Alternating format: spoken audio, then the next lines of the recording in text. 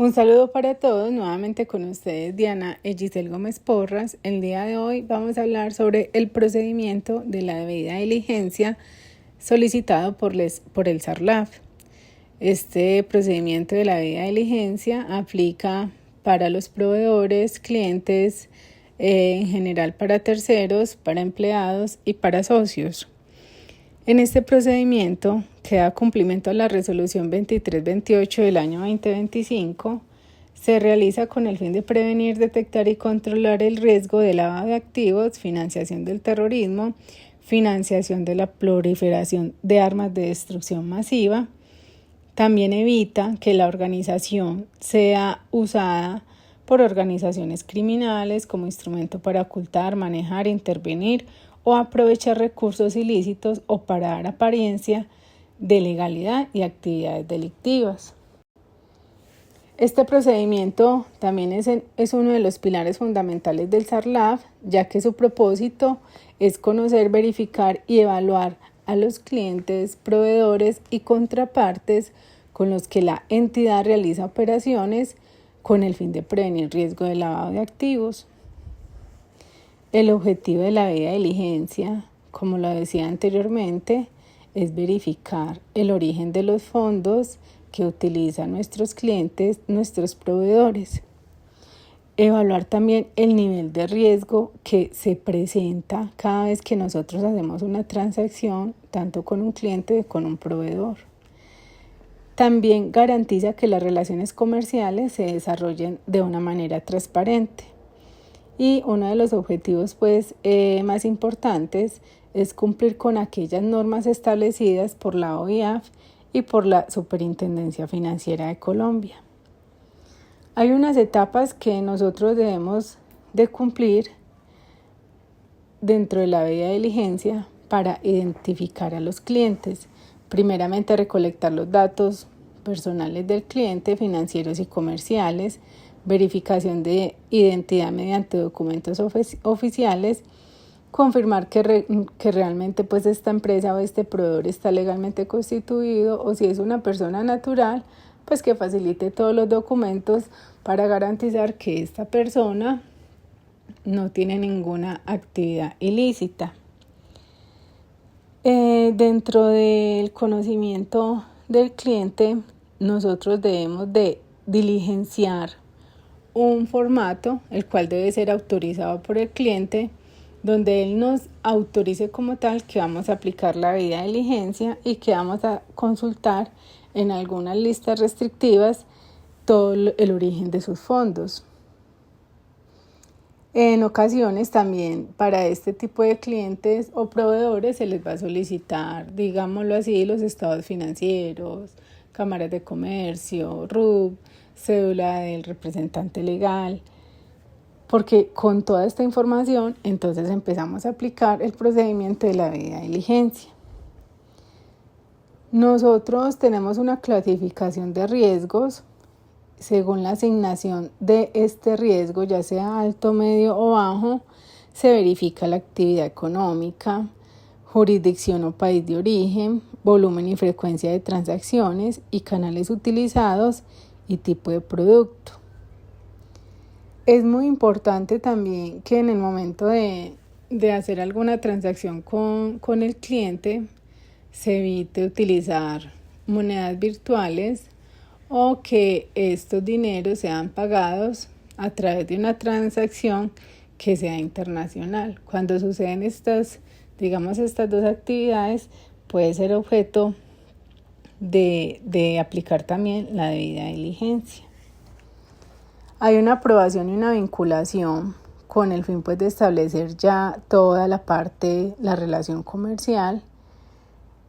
Una vez nosotros definamos que con ese cliente o con ese proveedor no tenemos ningún riesgo, ya se puede ir evaluando cada cuánto se vuelve a aplicar nuevamente la debida diligencia. Para ello debemos de hacer un monitoreo continuo según lo establecido en el procedimiento. Hay algunas etapas del SARLAF. Lo tenemos establecido como clientes de bajo riesgo, como clientes de alto riesgo o todos los clientes. Las características que definimos para un cliente de bajo riesgo es una revisión básica de entidad y antecedentes. Para un cliente de alto riesgo se hace una verificación más profunda, se pueden hacer visitas y se pueden solicitar soportes adicionales que nos aprueben la alta dirección. Para todos los clientes, pues hay que hacer una actualización constante y un monitoreo del comportamiento de las transacciones. Es muy importante también conocer que hay unas responsabilidades dentro de la debida diligencia, una de ellas la del oficial de cumplimiento, quien es el que va a supervisar la correcta aplicación de este procedimiento. En caso de que la organización tenga área comercial, esta área deberá aplicar la debida diligencia según el tipo de riesgo que se tiene con ese cliente. Y con todos los colaboradores, pues porque todos deben de reportar operaciones inusuales detectadas durante sus funciones. También es muy importante conocer que dentro del procedimiento se estableció unos controles, ya sea para clientes naturales o clientes jurídicos. Durante la prestación del servicio, el personal debe consultar al usuario si ostenta la condición de persona expuesta políticamente. ¿Por qué? Ejemplo, los centros de diagnóstico automotor. Si llega un usuario donde él me dice que es una persona que es políticamente expuesto o públicamente expuesto, yo a esa persona tengo que aplicarle la debida diligencia. También se van a tener unos indicadores de alerta donde nos informen realmente si ese usuario requiere o no hacer la debida diligencia. Ejemplo, un indicador de alerta es el pago de moneda virtual o el pago de una transacción internacional. Esto ya nos genera una alerta.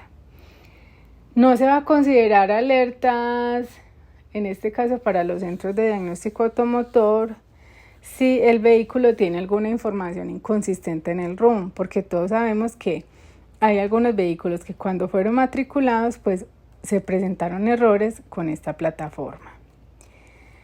Para los proveedores nacionales e internacionales se va a aplicar también la debida diligencia, primero cuando se va a crear por primera vez este proveedor. Es importante que si el proveedor nos da datos incompletos, inconsistentes y sin los soportes que se requiera, pues no se puede continuar con este cliente o con este proveedor la parte de transacciones económicas, o sea que no se podría contratar a ese proveedor. Es importante también que analicemos otros riesgos como cambios frecuentes en la razón social o cambios de representante legal. Acá también deberíamos de aplicar la debida diligencia. También es importante aplicar la debida diligencia a los proveedores nacionales e internacionales cuando son una persona expuesta políticamente o públicamente. Es importante también cuando, digamos, el proveedor pretende recibir pagos mediante moneda virtual sin ninguna justificación, también es, digamos, un riesgo y a él se le debe aplicar la debida diligencia. Los empleados, como habíamos dicho anteriormente, a todos se les va a aplicar la debida diligencia y igualmente a los accionistas. Entonces, para cada uno de estos casos, tanto el proveedor, el cliente, el accionista y el empleado debe diligenciar un formato donde nos autoriza que vamos a aplicar esa debida diligencia y vamos a verificar en las diferentes listas restrictivas nacionales e internacionales que ninguno de nuestros colaboradores se encuentren, digámoslo así, inmersos en lavado de activos. Ya hablábamos ahorita sobre la gestión de proveedores y terceros del SARLAF. La idea es buscar y prevenir el riesgo del lavado de activos a través del conocimiento que vamos a tener tanto de nuestros proveedores o de terceros. Nosotros dentro del procedimiento de la debida diligencia también debemos de identificar y registrar todos los documentos que nos van a facilitar tanto nuestros clientes y proveedores, así como nuestros accionistas y los empleados. Estos documentos como tal y estas verificaciones en las listas restrictivas van a ser almacenados por un periodo no inferior a 10 años. También debemos de conocer que si alguno de las empresas o empleados que estamos consultando aparece en alguna de estas listas, Contraloría, Procuraduría, lista Clinton, si está, digámoslo así, reportado por alguna de estos riesgos del SARLAF, pues obviamente se debe hacer el reporte de operación sospechosa en la página del CIREL, y adicional a eso, pues se va a finalizar, digámoslo así, cualquier relación comercial que tengamos con esa persona o con esa empresa. También muy importante conocer que si, ejemplo, la persona está demandada por alimentos, no afecta la parte del SARLAF, entonces usted debe continuar con esa contratación. Entonces, lo importante es saber que cuando apliquemos estas listas restrictivas, realmente identifiquemos, en caso de que esté reportado, la causa por el cual esté reportado. Y si esa causa está relacionada con el lavado de activos, con la parte de proliferación de armas o el terrorismo, obviamente no puede continuar con nosotros ningún tipo de contratación. Ya pues hablamos ahorita de que hay unos niveles de riesgo alto, medio, bajo. Esto también vamos a verlo en la matriz de riesgos, cómo se fueron identificados y qué controles se implementan. También hay que considerar unas variables, como el país de origen, de residencia, el tipo de contrato, el monto, la naturaleza del servicio o producto. Acá hay algo que también quiero aclarar, es que la OIAF, según el sector económico, ella también puede establecer unos montos de transacciones en los cuales se debe aplicar la debida diligencia. Nosotros, la parte del sector de transporte de cargas, sí tienen su instructivo que durante el trimestre, si con ese cliente o proveedor hubo transacciones igual o superiores a 30 millones de pesos, se debe aplicar la debida diligencia. Para los centros de diagnóstico no está establecido ese instructivo. Entonces también hay que estar pendientes en el momento en que la OIAF nos cree como sector económico cuáles son los montos que establece para el sector de los centros de diagnóstico. Muy importante también considerar que la aprobación y contratación, ya sea de clientes o proveedores, es importante pues aprobarlo tanto del oficial de cumplimiento como la alta dirección. Ahorita hablábamos de monitoreo y actualización. La resolución pide revisar periódicamente la información de los terceros, de proveedores, de los empleados y de nuestros socios. Ya nosotros analizamos los riesgos en que se encuentran estas empresas o estos empleados, y se va a establecer periódicamente una verificación nuevamente en las listas restrictivas. Hay unos roles y responsabilidades. Ya habíamos dicho que el oficial de cumplimiento es la persona que supervisa la correcta aplicación del procedimiento y aprueba los vínculos de alto riesgo.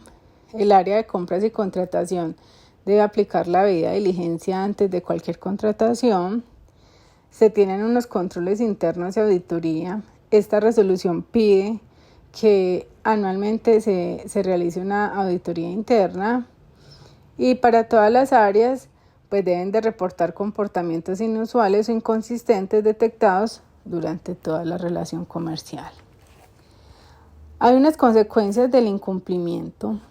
Tenemos unos riesgos legales, que son sanciones por parte de entes de control, riesgos reputacionales que afectan la imagen institucional, y una empresa pues que digámoslo así, tenga afectada la imagen, pues difícilmente puede librarse de esta afectación.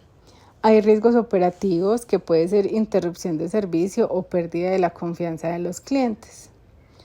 Para ello, pues esta resolución nos invita a aplicar unas buenas prácticas y es implementar una base de datos única de proveedores, establecer una matriz de riesgos de terceros, realizar capacitaciones periódicas al área de compras y contratación para que se refuerce la importancia de la aplicación de la debida diligencia. También nos invita a que debemos de incluir cláusulas de contratación de cumplimiento del SARLAF en todos los contratos con clientes, proveedores y nuestros colaboradores. Hay unas señales de alerta para el SARLAF, las cuales habíamos hablado que son indicadores o comportamientos inusuales que pueden evidenciar la posible existencia de actividades relacionadas con el lavado de activos o la financiación del terrorismo. No constituyen una prueba de delito, pero estas señales sirven para activar los mecanismos de análisis y reporte establecidos en el sistema SARLAF. Los objetivos de las señales de alerta son detectar comportamientos atípicos en las operaciones de clientes, proveedores o empleados, permitir la detección temprana del riesgo y activar los procedimientos de investigación, cumplir con las obligaciones de monitoreo y reporte ante la OIAF y la superintendencia. Algunas características de señales de alerta puede ser que es atípico frente al comportamiento habitual del cliente o de tercero, ejemplo, que se niegue a diligenciar el formato de conocimiento del cliente, donde ellos nos autorizan consultarlo en las diferentes listas restrictivas. Eso ya es algo sospechoso. Que no tenga una justificación económica o legal clara. También puede involucrar operaciones inconsistentes, fraccionadas o sin propósito aparente. Su detección requiere análisis y juicio profesional y no simples coincidencias. Para eso pues debemos de hacer como un análisis cada vez que vamos a contratar con un nuevo cliente o proveedor y aplicar las listas restrictivas. Categoría de señales de alerta. Señales relacionadas con clientes. El cliente evita proporcionar información o entrega de datos inconsistentes, dificulta para justificar el origen de los fondos, uso de intermediarios o representantes sin justificación aparente. Acá de pronto puede haber un ejemplo y es que se va a contratar, digámoslo así, con un proveedor. Pero el proveedor dice no me consigne en mi cuenta, consígneme en otra, pero la cuenta de cobro está a nombre mío, entonces no hay una trazabilidad sobre esos pagos que se realizan. Cambio frecuente de dirección, de números de contactos, cambios frecuentes en la Cámara de Comercio de Actividad Económica. También puede haber acá unas señales de alerta. Señales relacionadas con transacciones, operaciones en efectivo que no se ajustan al perfil del cliente, depósitos o transferencias fraccionadas para evitar reportes, transacciones con países o jurisdicciones de alto riesgo o no cooperantes, compras o ventas con sobreprecio o subvaloración evidente. Puede pasar que en algún momento, pues es un ejemplo, es algo pues hipotético, pero podría pasar que digámoslo así, yo pueda subir el valor de la factura, pero realmente lo que recibí fue menos. Entonces ahí puede haber algo también sospechoso. Operaciones que carecen de una finalidad económica clara. También hay unas señales relacionadas con proveedores y terceros, que son proveedores recién constituidos o con grandes volúmenes de contratación, falta de experiencia o respaldo financiero, coincidencia de socios o direcciones con otras empresas vinculadas, pagos realizados a cuentas de terceros no incluidos en el contrato, subcontrataciones no informadas a cambio de frecuentes de razón social. Cambios frecuentes de razón social, que ya lo habíamos hablado. Hay algunas señales relacionadas con los empleados como son estilo de vida no acordes a sus ingresos. una persona que gane un mínimo y que tenga un vehículo, un Mercedes, también pues puede ser algo como sospechoso. Que tenga relaciones cercanas con clientes o proveedores de alto riesgo, ocultamiento de información relevante, manipulación de registros o archivos financieros, registrancias a auditorías o a controles. Todo esto pues nos puede generar sospechas dentro de la contratación. Como lo decía ahorita, pues hay algunas páginas que son unas páginas gratuitas donde se deberá consultar la debida diligencia. Para ello se creó un procedimiento, el cual pues ya fue entregado a la persona encargada. Algunas de estas páginas son la policía, donde se va a verificar antecedentes, la Contraloría, la Procuraduría, el RUES, para verificar si la empresa está activa y es legalmente constituida. Otra lista es la FAP y la lista Clinton, la registraduría. Entonces, una vez se les entregue a cada uno de los clientes, proveedores y empleados o socios el formato donde nos autoriza aplicar la debida diligencia, es importante que ustedes sepan pues que se va a consultar estas listas restrictivas y esta información será almacenada, como lo dije anteriormente, mínimo por 10 años. Bueno, cualquier duda, cualquier inquietud, con gusto voy a estar atenta. Muchísimas gracias por su atención.